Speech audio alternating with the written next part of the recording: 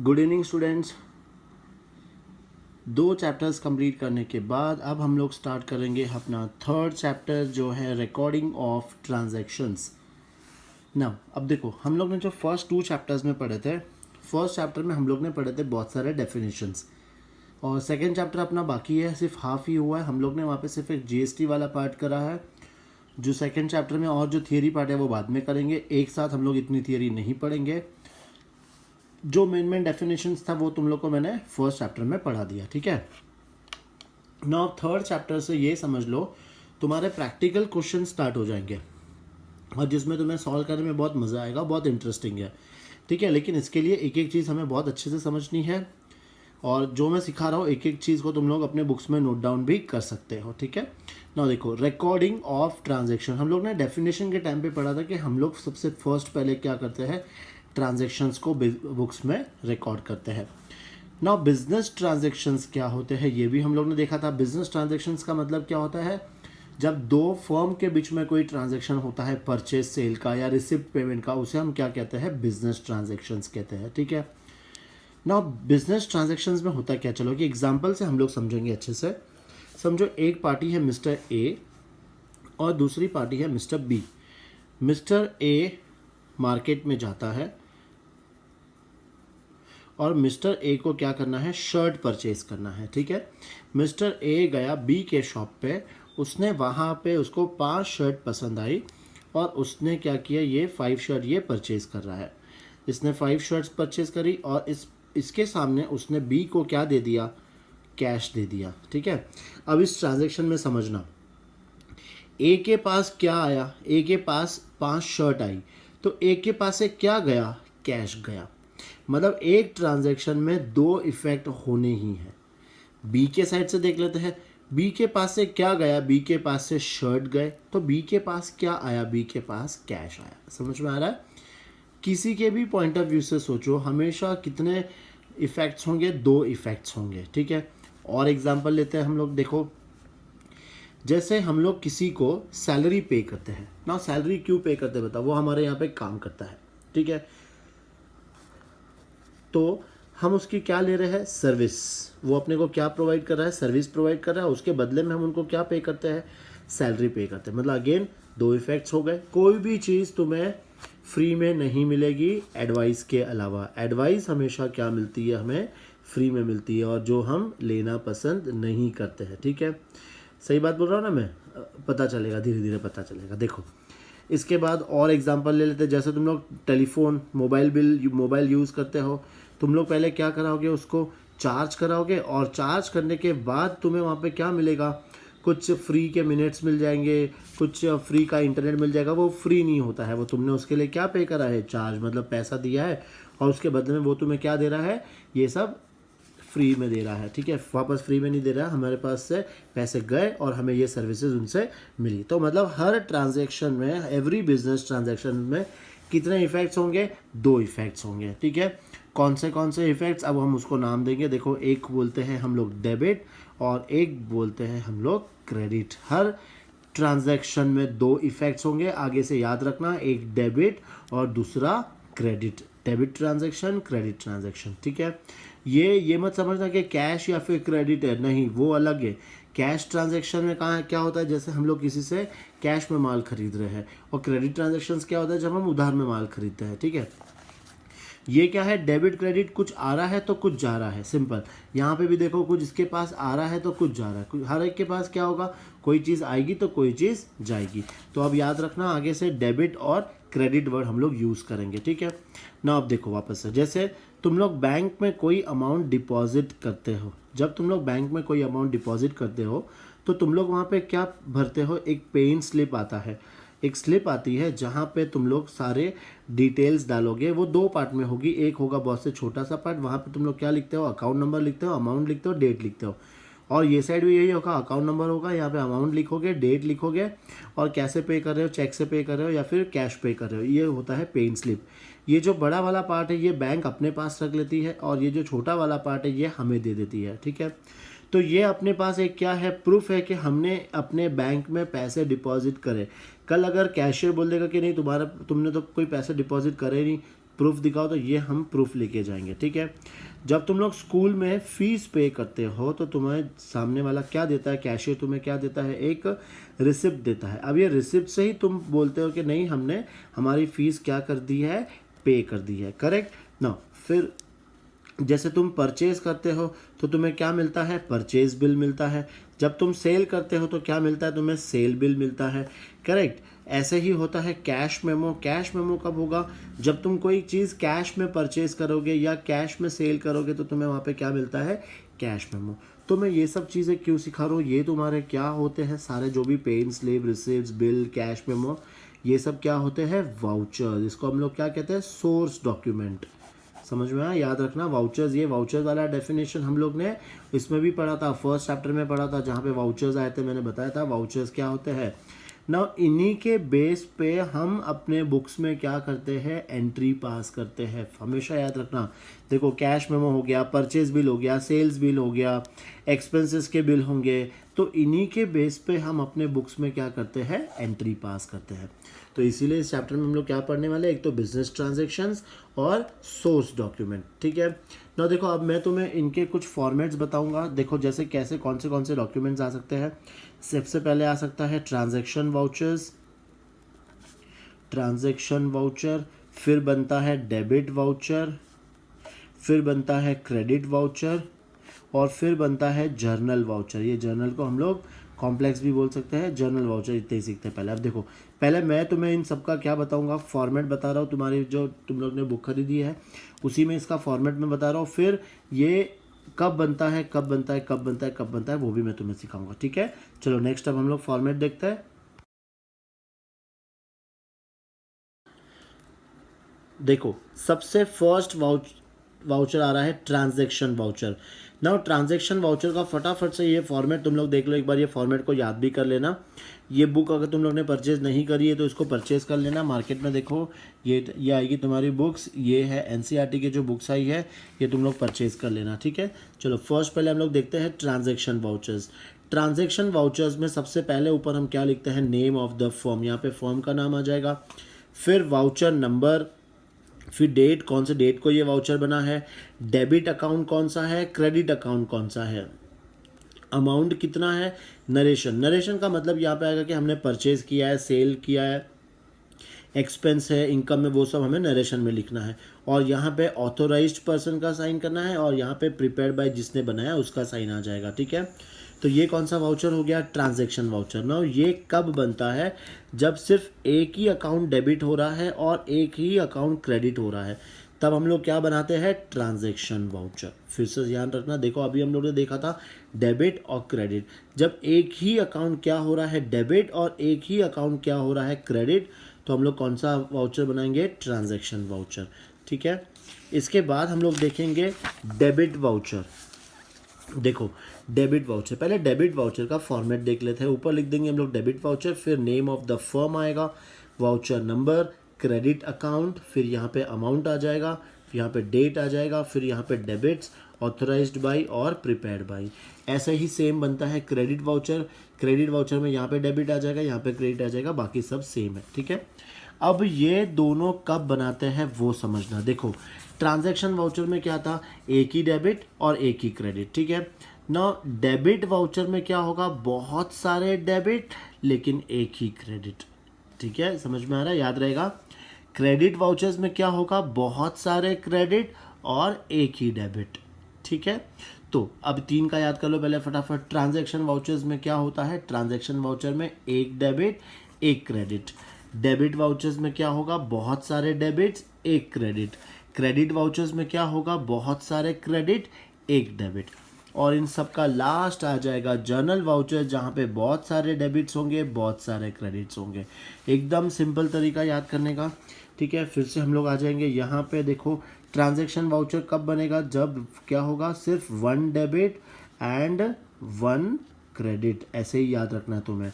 Debit vouchers में क्या होगा बताओ, वन क्या होगा वहाँ पे, one credit and many debits.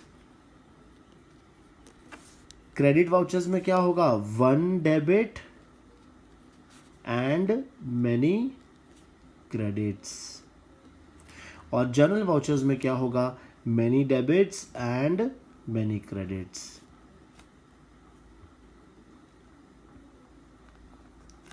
ठीक है, चलो अब ये तुम लोग को मैंने फॉर्मेट सिखा दिए हैं। अगर तुम्हारे पास बुक है तो इस फॉर्मेट को अपने इसमें कॉपी भी कर लो। इसके बाद जो हम लोग स्टार्ट करने वाले हैं वो है अकाउंटिंग इक्वेशन, जो very very very very important है। और ये समझ लो तुम्हारा अकाउंट्स का यहाँ से अब तुम्हारा बेस स्टार्ट हो जाएगा। ठीक है, चलो पहले ये वाउचर्स वगैरह फटाफट कंप्लीट कर लो, छोटा सा टॉपिक है ये।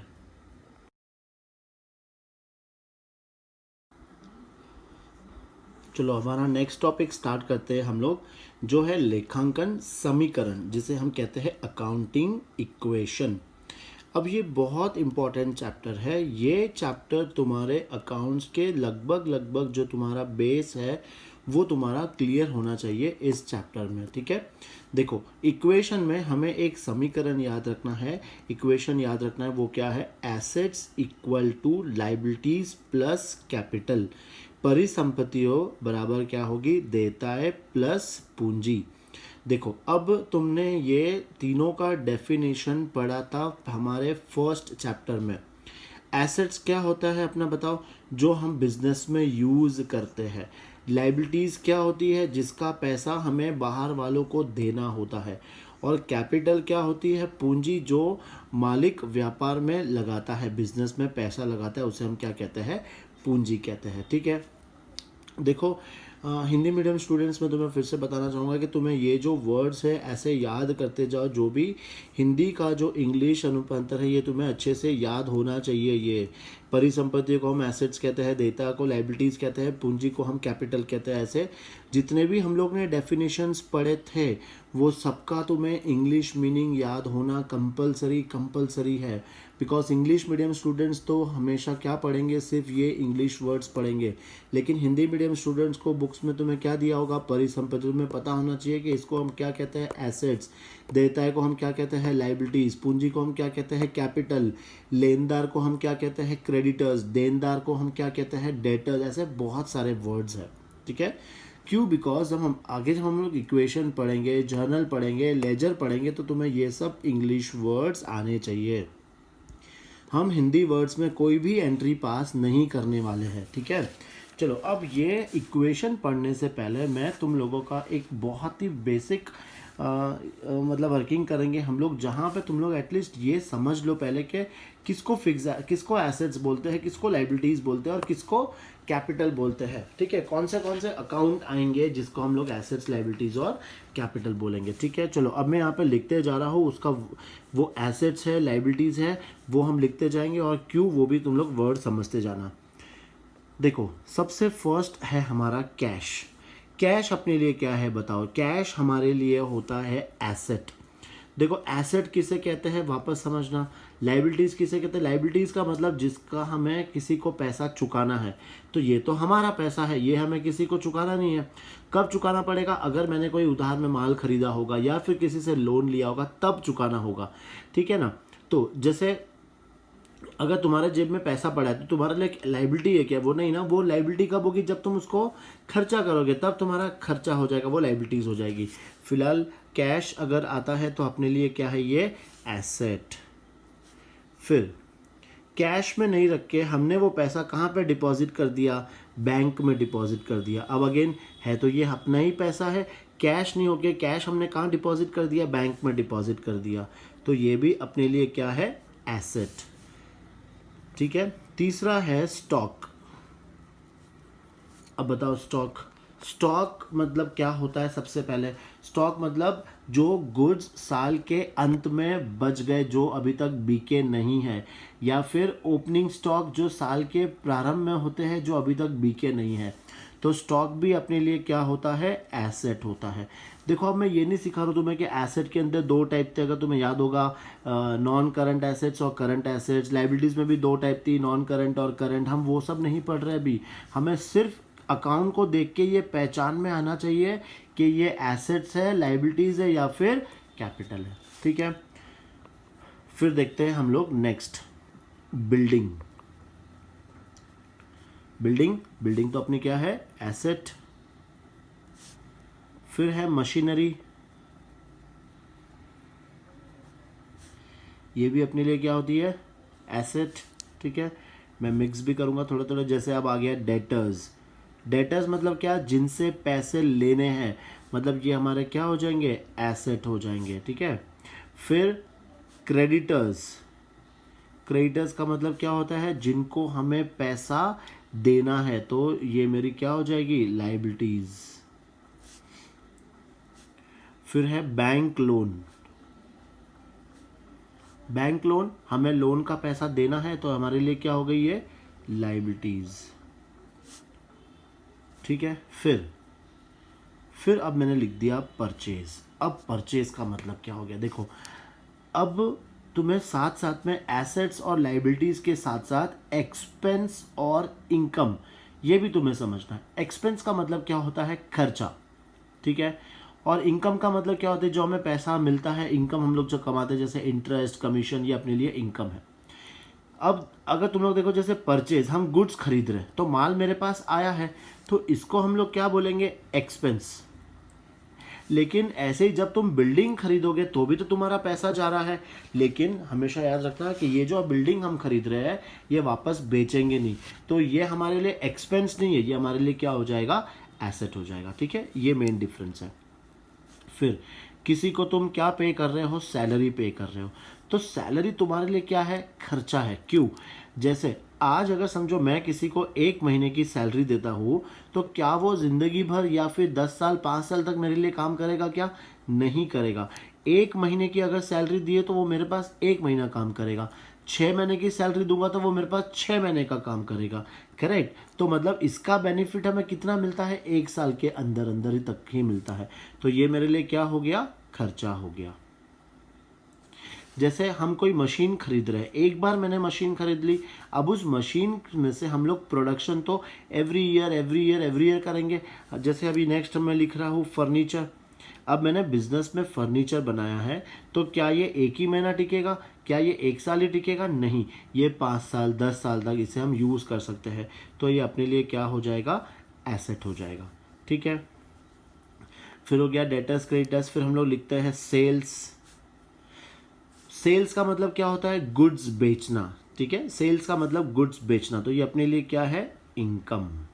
सेल्स का मतलब होता है गुड्स बेचना, अपने लिए ये हो जाएगा इनकम। फिर चलो कुछ और मैं वर्ड सिखा रहा हूँ जो तुम्हें अकाउंट्स में सीखना बहुत ज़रूरी है। कैरेज, कैरेज इनवर्ड और कैरेज आउटवर्ड। कैरेज इनवर्ड और कैरेज आउटवर्ड। देखो कैरेज का मतलब क्या होता है, माल भाड़ा, जो हम एक जगह से दूसरी जगह पे लेके जाने का जो भाड़ा होता है। जैसे मैं यहाँ पे राजस्थान में बैठा हूँ और मैंने गुड्स कहाँ से मंगाए, गुजरात से मंगाए, तो वहाँ से मुझे लाने का किराया देना पड़ेगा। उसको हम लोग ट्रांसपोर्ट चार्जेस भी बोल सकते हैं, कैरेज भी बोल सकते हैं, ठीक है। अब ये दो चीज़ क्या है, कैरेज इनवर्ड और कैरेज आउटवर्ड।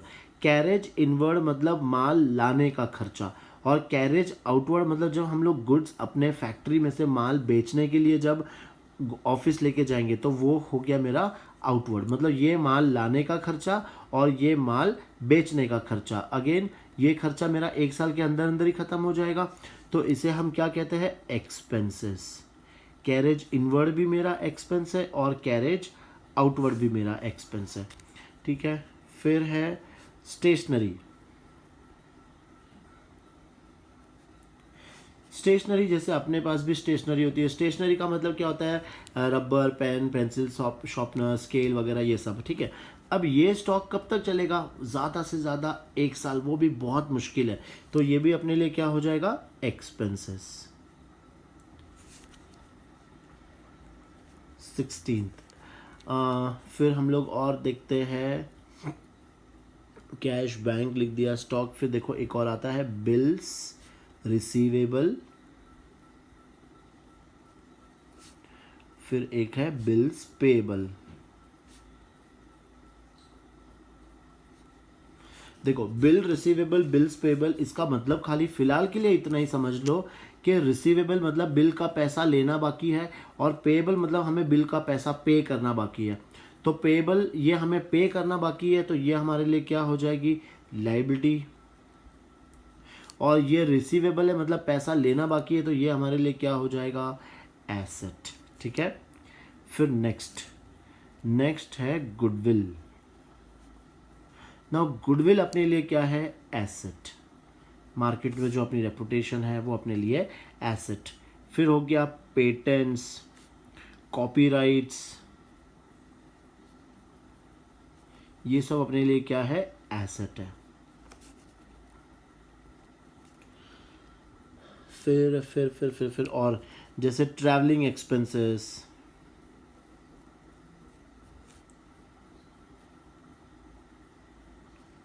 ये तो नाम में दे दिया, ये क्या है, एक्सपेंस। फिर इंटरेस्ट पेड, हम लोग क्या कर रहे हैं, इंटरेस्ट को पे कर रहे हैं, तो इंटरेस्ट अगर पे करेंगे तो अपने लिए क्या है, ये एक्सपेंस। फिर ऐसे सेम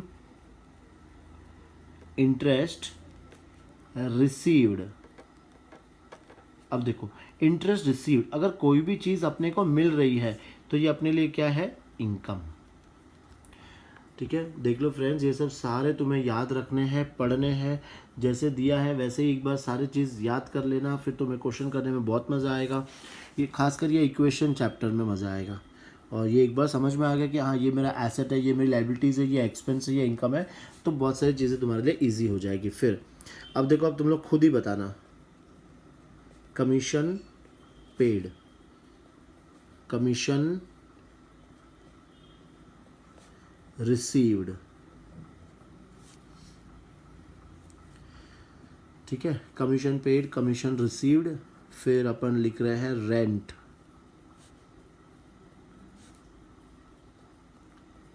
फिर हमने लिख दिया है ड्राइंग्स, और क्या आ सकता है, लैंडिंग,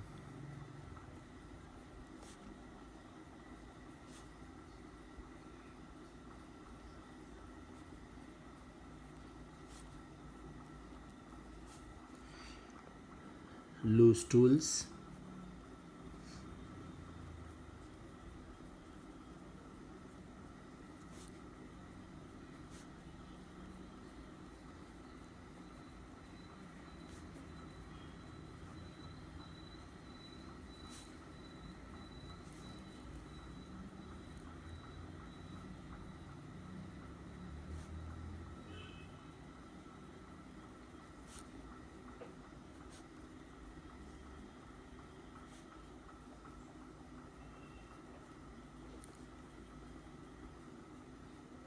चलो ये तो आ गया होगा समझ में। कमीशन पेड, ये हम लोग किसी को पे कर रहे हैं तो अपने लिए क्या है, ये एक्सपेंस। कमीशन रिसीव्ड, अपने को पैसा मिल रहा है तो अपने लिए क्या है, ये इनकम। रेंट, कुछ नहीं दिया है तो नॉर्मली हम लोग रेंट पे करेंगे, तो रेंट पे कर रहे हैं, अपने लिए क्या है, ये एक्सपेंसेस। ड्राइंग्स का डेफिनेशन याद करना सबसे पहले, कैश और गुड्स हम विड्रॉ कर रहे हैं हमारे पर्सनल यूज़ के लिए, तो ये क्या आ जाएगा, हमारा कैपिटल। ठीक है, फिर लैंड, ये हमारे लिए क्या है, एसेट है, जैसे हम बोलते हैं लैंड एंड बिल्डिंग, तो ये हमारे लिए एसेट है।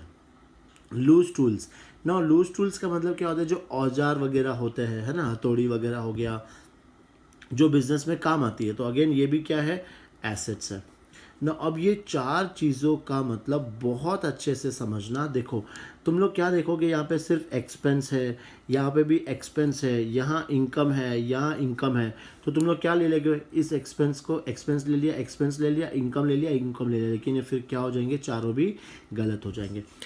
देखो मतलब समझना, प्रीपेड एक्सपेंसेस, इस प्रीपेड का मतलब क्या होता है कि एक्सपेंस को हम लोग ने एडवांस में पे कर दिया है। तुम लोग रिचार्ज करवाते हो, है ना, प्रीपेड वाउचर्स ही तो करते हो ना, तो ये तुम्हारे लिए क्या हो जाएगा, एसेट हो जाएगा।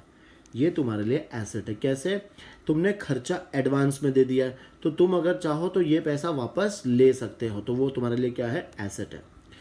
एक्सपेंस ये है लिखा है आउटस्टैंडिंग, मतलब आउटस्टैंडिंग मतलब वो आउटस्टैंडिंग, ये आउटस्टैंडिंग परफॉर्मेंस वैसे सब वो नहीं है। आउटस्टैंडिंग का मतलब जो एक्सपेंसेस अभी तक पे करना बाकी है, वर्ड याद रखना मेरे अच्छे से। आउटस्टैंडिंग एक्सपेंस का मतलब होता है जो एक्सपेंसेस अभी भी पे करना बाकी है। तो जो पे करना बाकी है तो वो हमारे लिए क्या हो जाती है, लायबिलिटी। ठीक है। फिर इनकम, अगर सिर्फ इनकम बोलेंगे तो ये तो हमें पता है कि ये अपनी इनकम में चलाएगी, लेकिन इनकम रिसीवेबल, अभी तक इनकम मिली नहीं है। इनकम रिसीवेबल का मतलब इनकम मिलनी बाकी है, तो ये अपने डेटर्स के जैसे हो गए जिनसे पैसे लेने बाकी है। तो ये भी इनकम रिसीवेबल, इनकम मिलना बाकी है, तो ये अपने लिए क्या आ जाएगा, एसेट। ठीक है। इनकम रिसीव्ड इन एडवांस, ये वो इनकम है जो हमको एडवांस में मिल गई है। अगर कोई मुझे एडवांस में पैसा देके जाता है तो कल को वो मुझसे वापस भी ले सकता है, तो ये हमारे लिए क्या हो जाएगी, लायबिलिटी। ठीक है। तो ये चार चीज़ तुम लोग बहुत अच्छे से समझना, और ये जितना भी मैंने एक्सपेंस, एसेट्स वगैरह सब कुछ दिया, ये पहले अच्छे से याद कर लो। ये अच्छे से याद कर लो, फिर हम लोग अपना इक्वेशन स्टार्ट करेंगे। ठीक है, चलो मिलते हैं नेक्स्ट क्लास में।